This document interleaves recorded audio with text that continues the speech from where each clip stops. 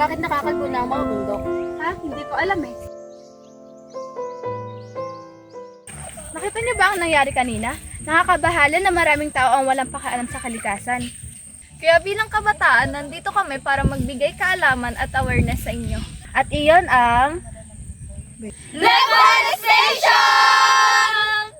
Ang reforestation ay proseso ng pagtatanim ng mga punot na laman sa mga lugar na nalagas o nakalbo dahil sa pagtutroso, pagmimina, at sunog.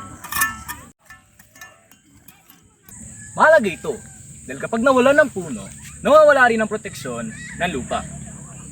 Kaya, kapag umulan ng malakas, mas madali na magkaroon ng landslide at pagbaha. Sa ilang bahagi ng Rizal, ramdam na natin ang epekto ng pagkakalbo ng mga bundok. Bumabaha kahit mataas na lugar. Ibig sabihin, panahon na para kumilos at magtanim muli. Kasi sa kalikasan, pag sumubra tayo ng pag-abuso, tayo rin ang magdurusa. Pero may solusyon tayo rito, ang reforestation. Kung magtutulungan tayo, patuloy na magiging luntian at maganda ang ating mga kabundukan. Mahalaga din ito dahil bawat punong itatanim natin ngayon ay pag-asa para sa kinabukasan ng ating kalikasan.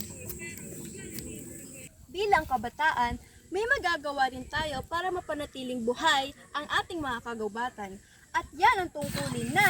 Look for future! Tulong-tulong tayo magtanim para sa kinabukasan ng ating kalikasan!